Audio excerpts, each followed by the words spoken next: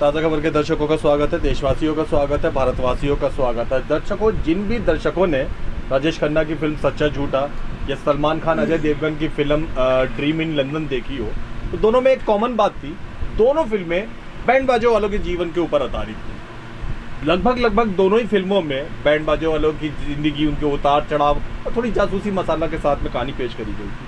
और ये वाकई दिखाया गया था कि क्या क्या तकलीफें, क्या क्या उलझने, क्या क्या सुख, क्या क्या प्रेम, परिवार देखना पड़ता है बैंड बाजों वालों को। आज कोरोना काल चल रहा है, देश को सब याद आ रहे हैं। इस समय तो खैर डॉक्टर, पुलिस, पत्रकार, इन्हीं गिने चुने सब्जी वाले, परचून वाले, इन्हीं लोगों की थोड़ी सी अहमियत रह गई है। ज़्यादातर काम कारोबार बंद हो गए। हालांकि बहुत खुशी की बात है कि दिल्ली राज्य सरकार ने ऑटो और टैक्सी वालों के लिए 5,000 रुपये मासिक की घोषणा करी है। पर इस बीच में कुछ जो वर्ग अछूता रह जाता है, जो पेशा अछूता रह जाता है, जो छुआ नहीं जाता, जिसकी तरफ लोगों का ध्यान नहीं जाता, वो है बैंड बाजे वालों का। और ज़िंदगी में आप यकीन मानिए, सबसे पहली कोई शुरुआत अगर जीवन की होती है तो बैंड बाजे वाले से होती है। आपके घर में लड़का पैदा होता है तो बैंड वाला आता बेचारा, और लड़का या लड़की जो भी बच्चा पैदा हो उसकी खुशी के में बैंड भोपू वगैरह बजाता है, घर चला जाता है। फिर आपके लड़के की बड़े होकर शादी होती है, फिर बेचारा वही बैंड बाजे वाला आता है, फिर बाजा बजाता है, ताज़ी नई दुल्हनिया घर में प्रवेश करवाता है, फिर अपने रोजगार पे लग जाता है। ईश्वर ना करे घर में किसी का मृत्यु हो जाती, मातम हो जाता है, फिर वही बैंड बाजे वाला बड़ी धीमी गति से आता है, बड़ा शौकपूर्ण हल्की आवाज़ में संगीत बजाता है, और फिर बेचारा वो वापस चला जाता है। यानी हमारे जीवन में उसका योगदान है। आज हम मौजूद है नागलोई में सन्नी राणा बैंड पे। सन्नी राणा बैंड बहुत मशहूर बैंड है और इन्होंने तो काफ़ी फिल्मों और कई फिल्म कलाकारों के साथ में भी काम किया। इसी के सिलसिले में हम यहाँ मौजूद हैं दीपक जी के साथ। इनसे ही हम पहले बैंड बाजे वालों की परेशानियाँ, उलझने और इनके विषय भी पूछते हैं। दीपक जी, सबसे पहले सन्नी राणा बैंड के बारे में दर्शकों को बताएं। सबसे पहले तो मैं सभी देशवासियों को नमस्कार करता हूँ जी, और मेरा सभी देशवासियों से अनुरोध है कि भाई हमारे जो बैंड बाजे वालों के लिए जो भी आप करते हो जी, जो भी कुछ करते हो भाई, लॉकडाउन करते हो, कुछ भी करते हो ऐसा सिस्टम, तो केजरीवाल जी और नरेंद्र मोदी जी, आपको भी मैं नमस्कार करता हूं पहले तो हमारे बैंड बाजे वालों के लिए क्यों डंगा अड़ाते हो आप जी? भाई हमारे को भी आप छूट दी जाए। 50 आदमी आप शादियों में करते हो, 50 आदमी, 25 आदमी आप जो भी करते हैं, तो उसमें हमारे बैंड बाजे वालों को भी लो ना भाई। 10 आदमी बैंड वाले, 2 ढोल वाले, घोड़ी वाले, इनको भी लो। अब औरों के भी पेटे बिचापड़े घोड़ी वाले जिन्होंने कई लाख रुपया कर्जा ले लेते हैं, वो घोड़ियाँ ले आते हैं, उनकी घोड़ियाँ मर जाती है, वो बिचापड़े क्या करते हैं, वो लीदी उठाते रहते हैं। अब मेरे को ही लगा लो, मैंने भी 2-4 लड़के रख रखे हैं जिनको किसी को नहीं निकाला जाता, जो एवरेज नहीं निकाली जाती, किसी की दिहाड़ी मजदूरी नहीं निकाली जाती। बहुत से लोग तो शायद किराया भी नहीं निकाल पा रहे होंगे। बहुत से लोग क्या सर, कोई किराया क्या, कोई काम ही नहीं हो रहा। मेरे आज कम से भी कम 17 तारीख से लेके अभी तक 250 बरातें कैंसिल हो गई है। 250 बरातें। अब 250 बरातों में ज्यादा नहीं, अगर मुझे 500 रुपए भी बचते तो कितने पैसे हो गए। मैं अपना घर परिवार चलाता, मैं भी एक बहुत गरीब घर से हूँ, हमारा तो यही काम है।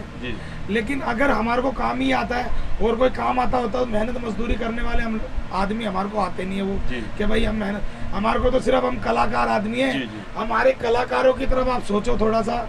2 मिनट रुकते हैं, हम आपके कलाकार शब्द के ऊपर आते हैं। किन किन कलाकारों के साथ आपने दीपक जी काम किया हुआ है? मैंने कलाकारों के साथ तो जी ऐसा है, मैंने फिल्मी दुनिया में काम कर रखा है। पहले तो मैंने युवराज सिंह के डैडी के साथ काम कर रखा है, मनोज तिवारी जी के साथ काम कर रखा है, नरेंद्र चंचल जी, आदरणीय नरेंद्र चंचल जी हमारे गुरुजी जो जागरण लाइन के बादशाह थे, उनके साथ काम कर रखा है। मैंने बहुत सारे बॉलीवुड के उस्ताद जो अपना में खान साहब है, उनके साथ काम कर रखा है। मेरे बड़े भाई तरुण सागर जी जिन्होंने एक गाना गाया था, सुन ले सरकार हम कलाकार कहाँ जाएंगे, मैंने उनके साथ भी काम कर रखा है। और एक पिक्चर आई थी संजय दत्त, जैकी श्रॉफ, चंकी पांडे की परस्तम, उसमें ही मैंने काम किया। और सन 2011 में वर्ल्ड कप आया था इंडिया और श्रीलंका का, उसमें ही मैंने काम किया। तो सर हमारे बारे में तो कुछ सोचो, कम से कम ज़्यादा नहीं तो 10 आदमियों का बैंड, 1 घोड़ी, 2 ढोल वाले, इतने 15 आदमियों की तो हमारी तो छूट दो, जिसको कोई गिनती में नहीं माना जाएगा। योगी जी ने यूपी में एक सिस्टम बनाया कि भाई 50 आदमी की शादी हो रही है या 100 आदमी की हो रही है तो उसमें बैंड वाला गिनती में नहीं आएगा। तो कुछ केजरीवाल जी आप भी कुछ हमारी तरफ सोचो। मेरा हाथ दिल्ली में लगभग कितने बैंड बाजे वाले परिवार होंगे जो इस समय पीड़ित होंगे? आज के टाइम पे दिल्ली में कम से भी कम देखो तो 2,500 से 3,000 के बीच में दुकानें हैं जी।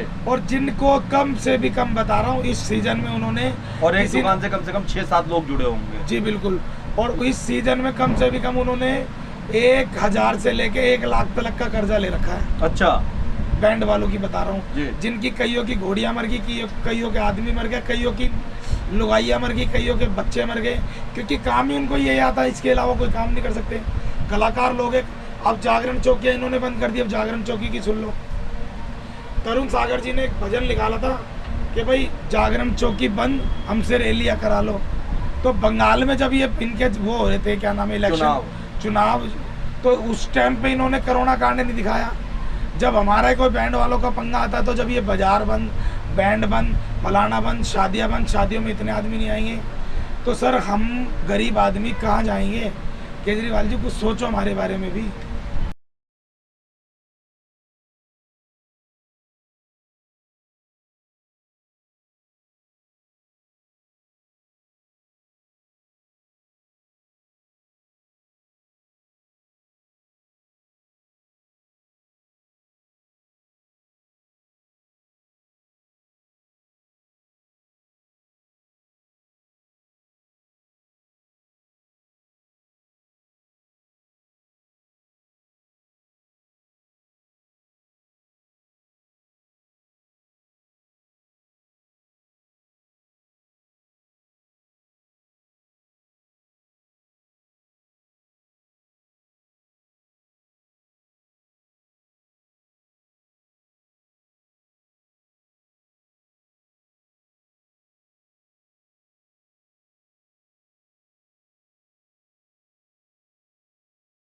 की दुकान से कितने परिवार, कितने लोग जुड़े हुए होते हैं, कितने पेटों की जरूरतें पूरी होती है? एक बैंड बाजे की दुकान से सरकार कम से भी कम 200 से 250 परिवार के पेट पलते हैं। यानी कि एक बेचारी दुकान बंद होने से 200 परिवार को लगभग भूखा रहने की नौबत आ जाती है। बिल्कुल सर, बिल्कुल। और साथ में ना बिजली के बिल अदा हो पा रहे हैं, ना किराया अदा हो पा रहा है। किराया तो दे ही नहीं पा रहे बेचारे। जो दुकानों के मालिक हैं वो कह रहे भाई तुम्हारे साथ जो हो रहा है वो हमारे साथ हो रहा है। अब वो दुकानों के शटर ही बंद है तो उन मालिकों को क्या कहे? वो अगर उनको हम कुछ कहें तो वो खाली कराने की बात करते हैं। चलो जी, उनको भी कर्जा लाके कहीं ना कहीं से देते। और सरकारी तौर पे कोई सहायता प्राप्त नहीं होती बैंड बाजे वालों कुछ भी नहीं हो रही। इन्होंने सिर्फ ऑटो वालों के लिए 5,000 रुपए कर दिए, गाड़ी वालों के लिए कर दिए। अरे कुछ कलाकारों की भी तो सोचो। कोई ढोलक वाला है, कोई मंजीरे वाला है, कोई ऑर्गन वाला है, कोई कीबोर्ड वाला है, कोई पैड वाला है, कोई बैंड वाला, कोई ढोल वाला, कोई घोड़ी वाला है, कोई नगाड़े वाला है। किसी की तरफ तो सोचो, कोई नासिक ढोल वाला है। तो कलाकारों में, सभी कलाकारों के लिए अनुरोध करता हूँ कि इनको कुछ ना कुछ सहायता करी जाए सरकार से। और मेरा तो यही मानना है कि आप हमारी तरफ भी सरकार कुछ सोचे। धन्यवाद, आपने चैनल को समय दिया, इसके लिए बहुत बहुत धन्यवाद।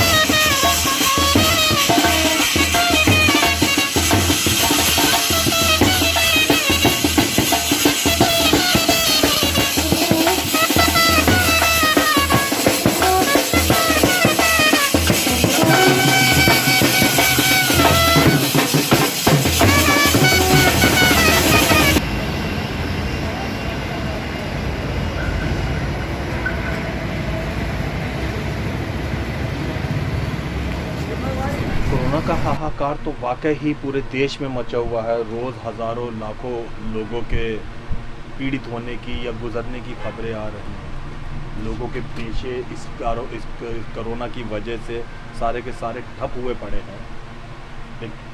सभी के पीछे ठप हुए तो बैंड बाजे वालों के भी। लेकिन फिर भी ये बात जायज़ है कि एक बैंड बाजे की दुकान से तकरीबन 200 लोगों के आसपास का पेट पलता है और इन लोगों की तरफ सरकार का भी ध्यान नहीं है। शादियों की मंजूरी कई जगह पर, कई राज्यों में दी गई है और बैंड बाजों वालों को कुछ ज़्यादा ही सख्तियाँ हैं। इन गरीब लोगों का, इन लाचार लोगों का, इस समय बेबस लोगों का ये कहना है कि थोड़े से ही सही पर कुछ लोगों को तो रोज़गार बढ़ाने के लिए शादी ब्याह में जाने की अनुमति मिलनी चाहिए।